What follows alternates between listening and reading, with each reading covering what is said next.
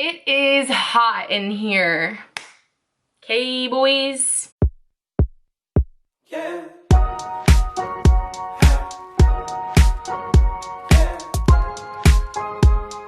Hey guys, welcome back to my channel. If you're new here, my name is Reagan and this is my channel, Ray Reads. Today I'm going to be doing my mid-year freakout tag. Okay, so I know I've been kind of absent for a week. I had to go work at this camp so I could film and then edit videos for like a recap video for the week. So I've been gone and super busy, and so I apologize I haven't really been on YouTube or on Instagram much, but I'm back and better than ever, and we're just gonna kick it back off with the mid-year freakout tag.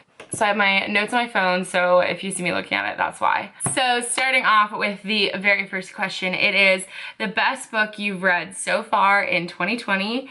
And I put 3 books for this because I really just like couldn't decide. Yeah, so the first one I have is Dark Lover by J.R. Ward.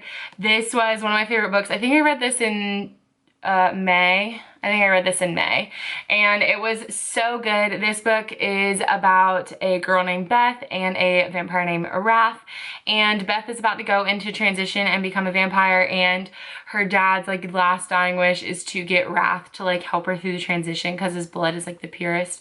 So there's like that, and there's this brotherhood of like elite vampires, which Wrath is a part of, and yeah, I don't really know how else to better explain this book, but it was so good. I gave it 5 stars. It was just so good. It was amazing. I can't wait to read the rest of the series. Next up is the best sequel you've read in 2020, and this is gonna have to be, actually I don't even know what it's called. That book is gonna have to be Fallen Saint by Monica James. This is the second book in the All the Pretty Things series, and it's really freaking good. I actually enjoyed this book better than the first book and the last book. I think it was like the second book was my favorite, then the first book, and then the last book was not good. I really didn't enjoy it. But the series as a whole was so good. I actually don't remember the 2 main characters' names, but basically it's about a girl who is on her honeymoon and she gets abducted by this group of men, and she starts to fall in love with her captor, which sounds kind of crazy, but it was actually really good. This is a dark romance, so be warned going into it, but it was really, really good. The second book just had a lot of like politics and like a lot of, I don't know, just there's more to it, and it was so good. So that's my answer for that one. The next question is a new release that you haven't gotten to yet that you want to get to, and that is One to Watch by Kate Stayman London. I just got this on my book of the month purchase for the month of June, and this just sounds so good. I don't really know what the girl's name is. It's B-E-A. I don't know if that's B or if that's Bay. I'm gonna say B.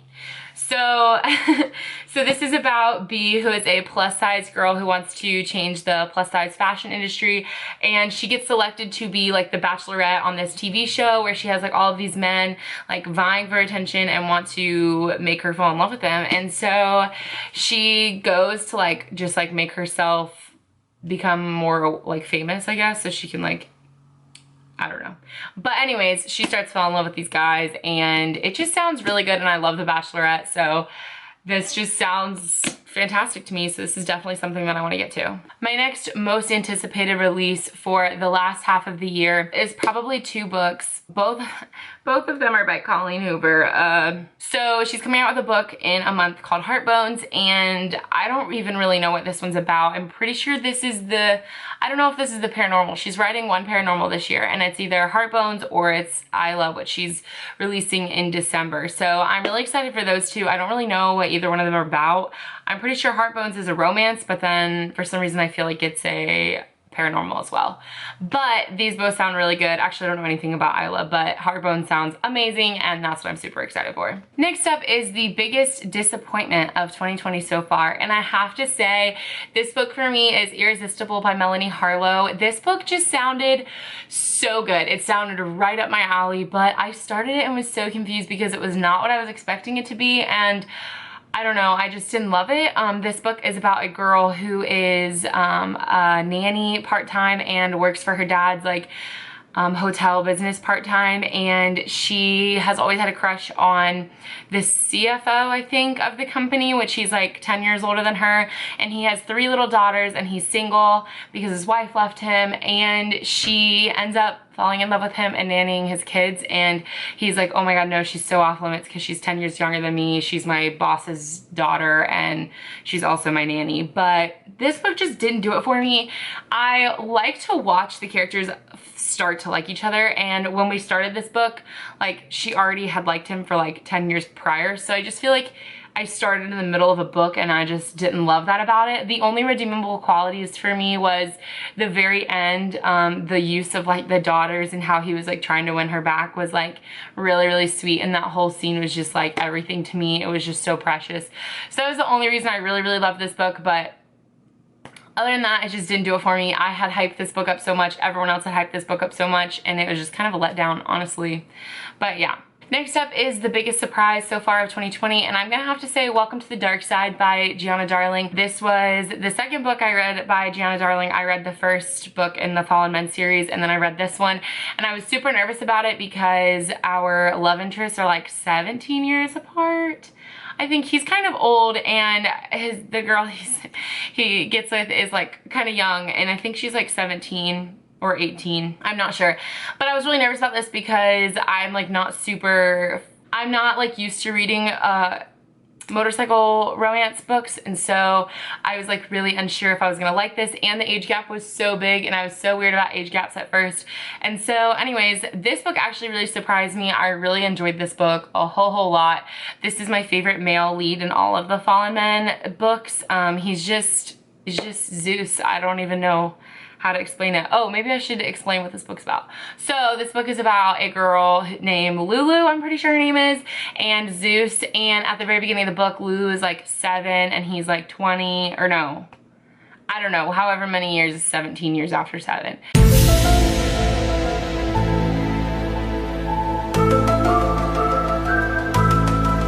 And she like gets in the middle of this like gang versus gang like shoot off, and he like jumps in front of her and like it takes a bullet for her, and she ends up going to the hospital, and he ends up going to jail because, you know, he was like in a fight with another gang. And anyways, they write to each other while he's in jail, and it's like super innocent at first, and then like 10 years later she's like 17 or 18 and they run into each other or something, or she like finds him, and anyways they strike up this romance, and it's just so good. It's really good. It is a dark romance, so keep that in mind. There is a lot of things that this book deals with that I just would want you to be aware of, but it was so good. There was a friendship in this book between Lulu and a guy named Mute, I'm pretty sure, and he was a part of the motorcycle club, and that friendship just get me out of here. It was so cute. Anyways, that book surprised me the most. So next up is my favorite new author or a debut author, and for me, I'd have to say either Gianna Darling or Emma Scott. I read, I think, 5 Gianna Darling books in 2020 so far. I read the first 3 books in the Fallen Men series, and then I read Enthralled and Enamored by her, which is a duet, and I really enjoy her writing. I hated Enamored. Like, it was the second book in that Enslaved series, and it was horrible. I did not enjoy it, but I love Gianna Darling as a writer, and I love that she writes dark romance, and she really like pushes the boundaries on those, but they're so good, and so I really enjoy her. And then the other one is Emma Scott. I read 1 book by her so far this year, and it was Full Tilt, and I saw my eyes out, and it was so good, and her writing was so sweet, and like I just loved it. I'm a fan. I need to read more by her. So the next one is my newest fictional crush, and I said this in my May wrap up, but I think my newest fictional crush has to be Joshua Templeton from The Hating Game. Something about him I just love everything about him. He is not like your normal like alpha man like type character, but he is so sweet, and he treats whatever her name is, Lucy, so well, and he's just so sweet, and I just love that about him. So there. I hate myself. Okay, moving on. This might be kind of weird, but I forgot to mention Fictional Crush. I don't know if this is weird or not, but I'm kind of in love with Ron Weasley. Like, from Harry Potter. I don't know. I just love him. He's so sweet, and he just, I don't know. I haven't even gotten to the later books when he's like older, but I really like Ron Weasley. So anyways, that might be kind of weird. All right, next up, the next prompt is newest favorite character, and this one might be also a little odd, but one of my newest favorite fictional characters has to be Zadist from Dark Lover. He has his own book soon. I think it's like the third or fourth book, but he is like just such a dark character, and he's one of those morally gray characters where like he's really scary and everyone's afraid of him because he's like really scary, but like he just probably has such a broken past, and like he just, I don't know, man, but I love those characters. They just get me right here. So I think Zadis is probably one of my new favorite characters. Next up is a book that made me cry, and that has to be Full Tilt by Emma Scott. I told you guys earlier, this is the first book I read by her, and she made me cry my eyes out. It was not good. It was not pretty. I was sobbing. Actually use a whole box of tissues. It was really heart-wrenching, but it was so good. So definitely Full Tilt by Emma Scott. Oh, let me explain to you what Full Tilt is about.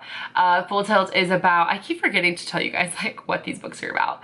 Hope I haven't missed any. Full Tilt is about a girl named Casey and a guy named Jonah, and Casey is a rock star and Jonah is her limo driver after a gig one night, and he ends up taking her back to his place because he couldn't get into hers and she was like passed out drunk in his limo. Anyways, they become friends and they strike up a romance, but Jonah only has a little bit of time left. He has a heart defect or something like that, and he is going to die soon. And so you could probably imagine why I was crying, but it was really freaking sad and it was so good, but I highly recommend this one. Next up is a book that made me happy, and that has to be Harry Potter and the Prisoner of Azkaban. I am reading these books for the first time ever, and I'm doing reading vlogs for each book that I read, and in this one I actually cried towards the end because it was just so sweet and it made my heart so happy. And I don't know, I love these books, and if I could say all three I would, but I feel like this one just made me the most happy because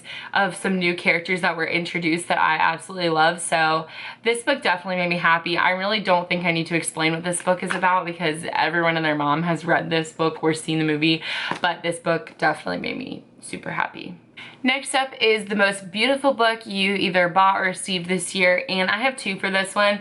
Both of these books I actually found in a free book library, which is incredible, but this one is Beneath the Scarlet Sky by Mark Sullivan, and this is just such a pretty cover to me. First of all, I love like sunsets and sunrises, and anytime the sky is like burnt red and burnt orange, like that just is so pretty to me. So this cover is absolutely beautiful, as is the spine. I don't know, there's just something so aesthetically pleasing about this that I just think it's so beautiful. I have not read this, so I really don't know what it's about, but it's just about a forgotten hero.